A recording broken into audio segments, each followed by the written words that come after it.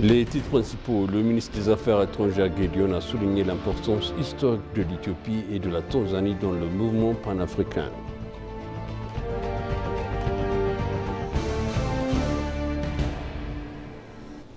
La cérémonie officielle du lancement d'Air Congo, la compagnie aérienne de la RDC, a eu lieu hier.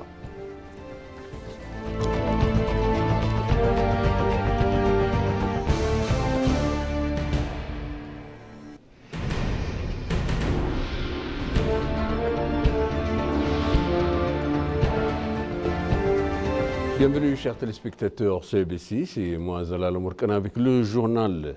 Lors de la première réunion de la commission ministérielle conjointe ethio-tanzanienne à Addis Abeba, les deux parties ont signé un protocole d'accord pour coopérer dans les domaines du commerce, de l'industrie de l'aviation, de la migration et du tourisme. Dans son discours d'ouverture, le ministre des Affaires étrangères Gédéon Timotheus a souligné que la réunion constituait une étape clé dans le renforcement des liens historiques et solides entre les deux nations. Gédéon a souligné l'importance historique de l'Éthiopie et de la Tanzanie dans le mouvement panafricain et leurs solides relations bilatérales, notamment au niveau des dirigeants. Il a appelé à une coopération économique renforcée entre les deux pays. Les ministres ont convenu de renforcer la coopération sur l'utilisation durable des ressources transfrontalières. Le ministère tanzanien des Affaires étrangères et de la coopération est-africaine, l'ambassadeur Mahmoud Tabib Kombo, a pour sa part affirmé que la première réunion de la commission ministérielle conjointe soulignait le partenariat stratégique entre les deux nations. La réunion s'est conclue par la signature de 6 protocoles d'accord sur le commerce, l'industrie, la formation aéronautique, la formation touristique, l'élevage et la migration.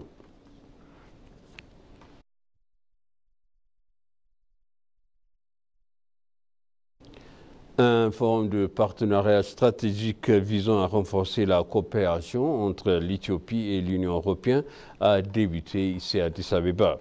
Le ministre des Affaires étrangères Gédéon Timotheus, le ministre des Finances Ahmed Shide, la ministre de la Justice Anna Aralassé, ainsi que les ambassadeurs et représentants des États membres de l'Union européenne à Addis Abeba ont participé au forum.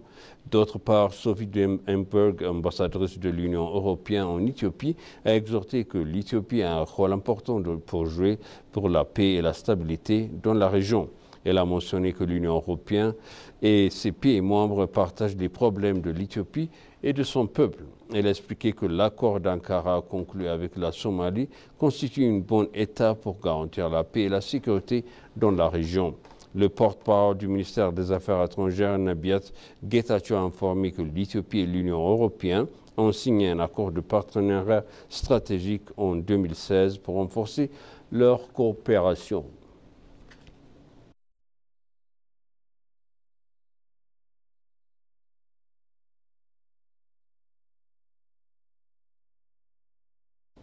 L'Éthiopie et le Royaume-Uni ont annoncé qu'ils travaillaient ensemble pour renforcer davantage leurs relations parlementaires. L'ambassadeur d'Éthiopie au Royaume-Uni, Brooke McConnell, a eu une discussion avec la présidente de la Commission des Affaires étrangères du Parlement britannique, Emily Thornberry. L'ambassade de Brooke a informé l'Assemblée de la situation actuelle en Éthiopie et dans la Corne de l'Afrique. Au cours de la discussion, les efforts de l'Éthiopie pour instaurer une paix durable à travers diverses initiatives, notamment la police de justice transitionnelle et la consultation nationale, ont été discutés. L'ambassadeur a souligné que les réformes macroéconomiques de l'Éthiopie ont créé un environnement favorable aux investissements directs étrangers pour les investisseurs étrangers, y compris les entreprises britanniques. Selon les informations de l'ambassade éthiopienne à Londres, les deux parties ont annoncé qu'elles s'efforçaient de résorber leurs liens en renforçant la coopération de la Commission des Affaires étrangères du Parlement des pays.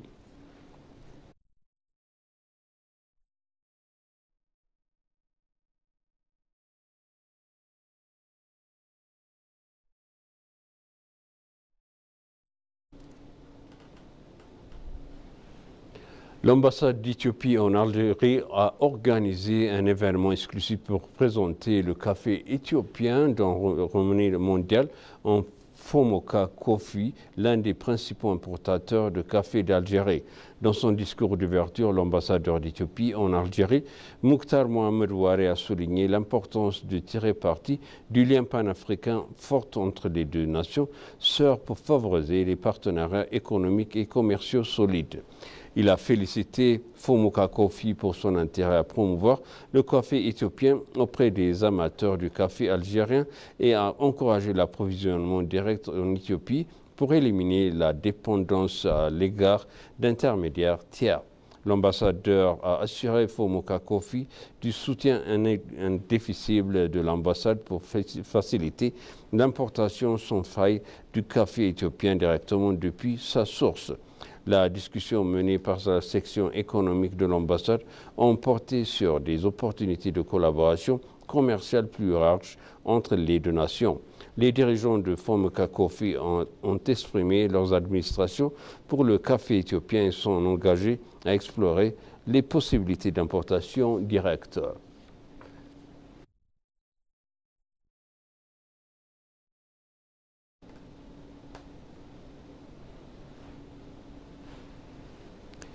L'IGAD est sur le point d'approuver et de mettre en œuvre une loi visant à prévenir les menaces transfrontalières. Le forum régional de haut niveau de l'IGAD, chargé de donner des conseils sur les projets finaux de consultation de constitution, a débuté à Mombasa, au Kenya. Le ministre djiboutien des Affaires étrangères et de la coopération internationale et le président du comité des ambassadeurs de l'IGAD, Mohamed Ali, a officiellement lancé la réunion de 2 jours. Le forum devrait recommander et approuver un projet de loi visant à prévenir et contrôler les menaces transnationales. Le secrétaire général de l'IGAD, Workana Gabayo, a exprimé sa conviction que la Constitution sera approuvée et mise en œuvre dans un message publié sur sa page de réseau.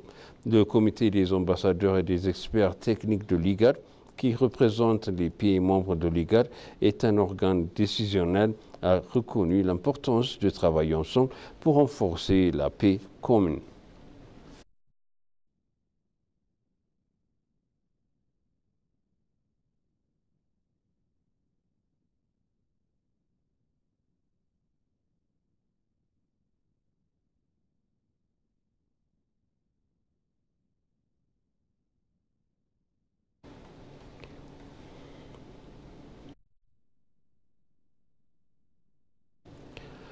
Une forum de consultation s'est tenue à Adama, auquel ont participé les membres du comité technique, des experts dans les domaines des universitaires et des parties prenantes afin de préparer une politique démographique améliorée.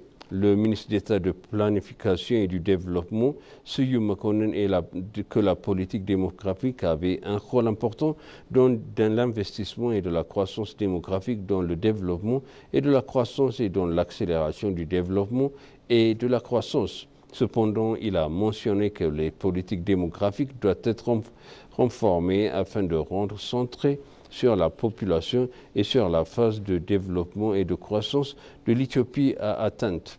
Il a dévoilé que les préparatifs pour les réformes politiques étaient en cours depuis l'année dernière.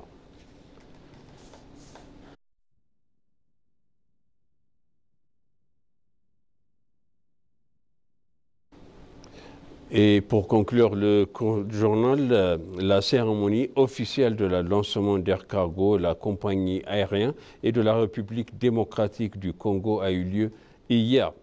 Mesfin Tasso du groupe d'Ethiopian Airlines a assisté à la cérémonie.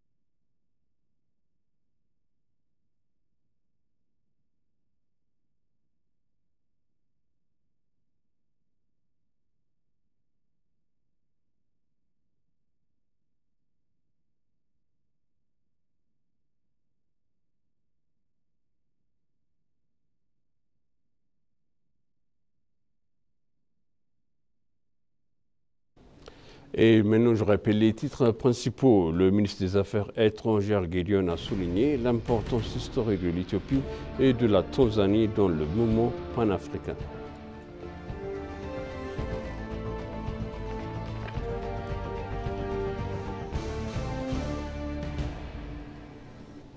La cérémonie officielle du lancement d'Air Congo. La cérémonie officielle du lancement d'Air Congo, la compagnie aérienne de la RDC, a eu lieu hier.